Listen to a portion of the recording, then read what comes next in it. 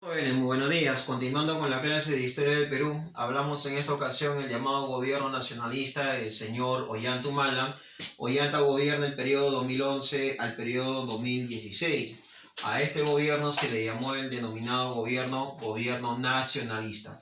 Cuando Ollanta Humala llega al poder, pues esto para muchos representaría el fin de la derecha y el fin de las relaciones con Estados Unidos para poner fin al modelo neoliberal, al modelo de liberalismo económico o al capitalismo. Pero la debilidad del gobierno de Ollanta Humala hizo ver que tenía el Perú una pésima gestión con el gobierno del señor Ollanta Humala. Pero es un periodo donde predomina o está dominado por la primera dama de la nación, Nadine Heredia. No es la primera vez que sucede esto. Ya en la historia peruana, acordémonos los dos gobiernos de Agustín Gamarra, donde predominó básicamente la esposa de lo que hoy día llamamos primera dama de la nación. Hay que recordar que a Nadine Heredia se le dio el título de embajadora de la quinoa. Para poder obtener un título de embajadora de la quinoa, lo mínimo que debería de haber tenido Nadine Heredia debió haber sido congresista o de haber sido ministra, pero sin embargo, ninguno de los dos cargos obtuvo en el Perú. ¿Qué es lo que va a llegar a suceder en el gobierno del señor Ollanta Humala? Acuérdense que su programa económico se llamó la hoja de ruta. Pues esta hoja de ruta fue modificada, 5 veces fue modificada esta hoja de ruta. Muy bien. En el llamado gobierno del señor Ollanta Humala, ¿qué es lo que va a suceder justamente en el año 2011? Está ya el caso Conca, ¿no? Hablamos Cajamarca, Selendín. Pero ¿por qué el departamento de Cajamarca y los poblados de Selendín van a impulsar una manifestación regional o social? Que de acuerdo al centro minero Yanacocha, esto iba a incrementar o iba a significar un crecimiento económico para el Perú. Pero sin embargo no fue así, sino que esta exploración en el centro minero de Yanacocha afectaría a la laguna, a la llamada laguna Perol, a la llamada laguna Azul y la propia laguna Yanacocha. Pero ¿por qué la población se opone a la exploración de estos recursos? Por la contaminación, por la llamada contaminación, por la denominada contaminación a lo que conocemos nosotros el ecosistema, a la contaminación del ecosistema. Quiere decir que se han encontrado residuos contaminantes como el hierro,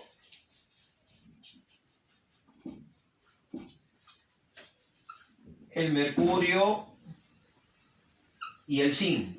¿Qué significó esta contaminación? Esta contaminación lo que llega a significar es que afectó directamente a quién, afectó directamente a lo que viene a ser el ganado y la agricultura. El ganado y la agricultura, muy bien.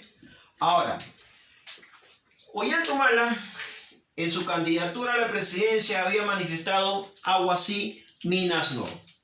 Muy bien, pero cuando llega a la presidencia cambia la retórica de su discurso izquierdistas, minas sí, aguas no. Entonces, el paro regional,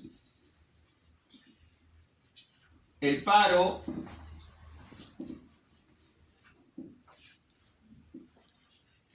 regional de Cajamarca-Selendín estuvo liderado por Gregorio Santos. Si bien es cierto, cualquier recurso minero que se encuentre a lo largo y ancho del territorio peruano no es simplemente de Cajamarca, no es simplemente de Cusco, no es simplemente de Cerro de Pasco, Junín o Piura, sino que el recurso que se encuentre es el recurso de todo el Perú. ¿Cuánto se perdió en esta inversión? Se perdió más de 350 millones de dólares, lo que hubiera significado un crecimiento económico. Pero como Conga no fue, era imposible pues avanzar en obras de infraestructura al interior de la sociedad peruana. Muy bien. Entonces, el primer problema regional fue el caso Conga. Ahora dice, viene Cusco. En el Cusco, ¿qué va a suceder? Viene el famoso caso de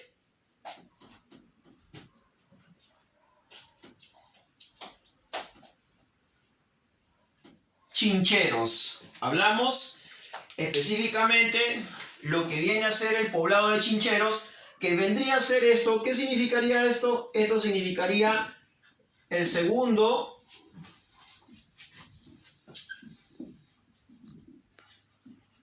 aeropuerto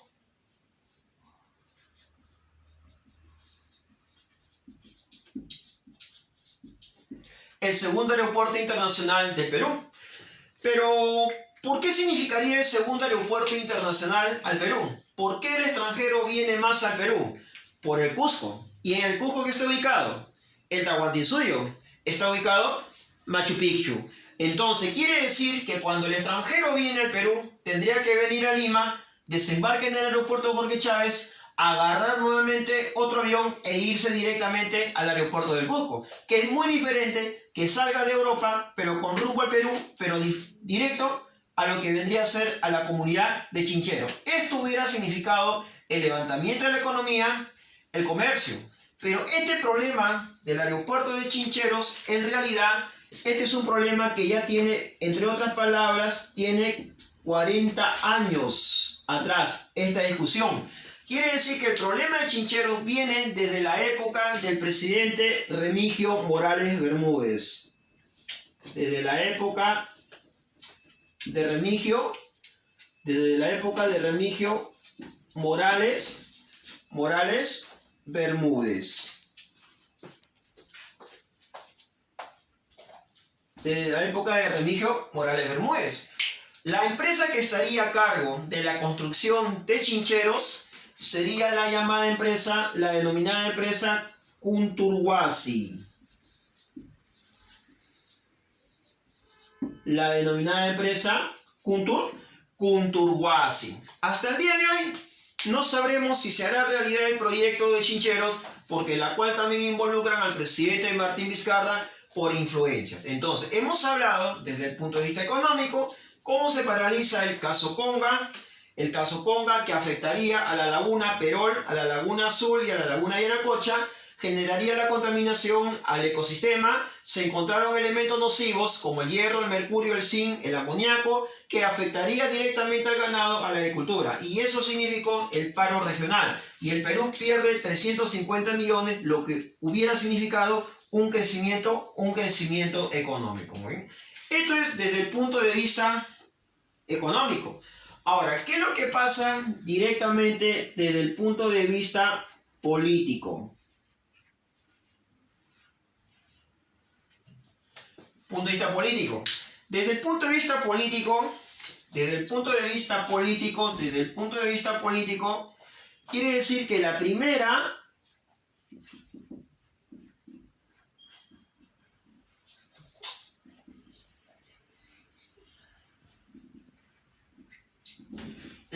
vicepresidenta es Marisol Espinosa.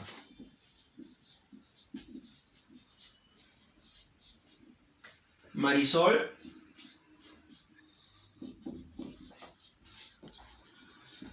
Espinosa. El segundo vicepresidente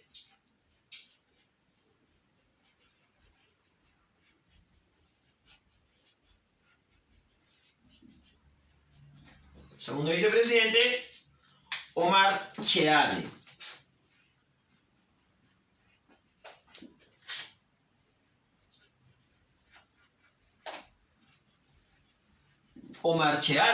Que en el año 2011 se destapó un video para favorecer básicamente a empresas extranjeras delante de efectivos de la fuerza policial, de la Policía Nacional del Perú. Muy bien.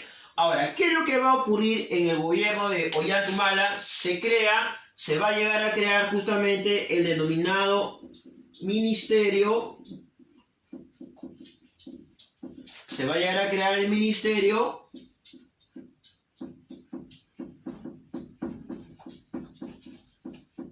el Ministerio de la Cultura. Como también va a implementar el denominado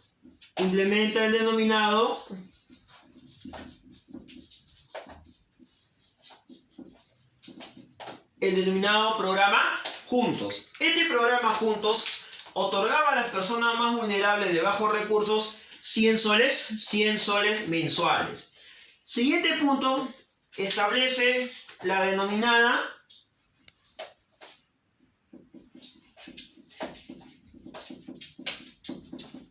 pensión 65. Y esta llamada pensión 65 está dirigida a personas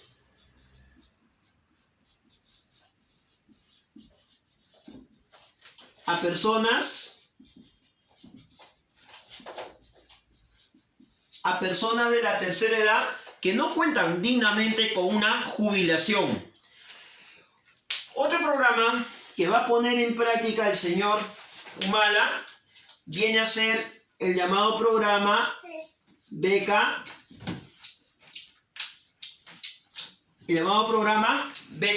18, que supuestamente este programa de Beca 18 era para los jóvenes más vulnerables, para los jóvenes de extrema pobreza, pero sin embargo muchos abusaron de este programa porque muchos jóvenes teniendo recursos económicos, sus familiares apelaron a este tipo de becas y se deja en cierta manera de lado para aquellos jóvenes que sí lo necesitaban este programa de Beca 18.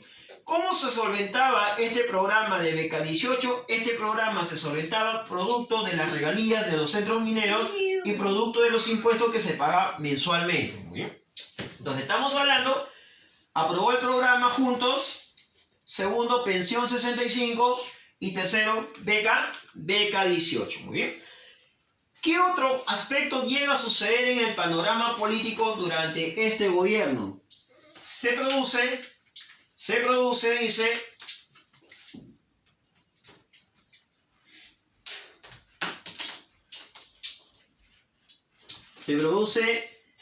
el denominado problema La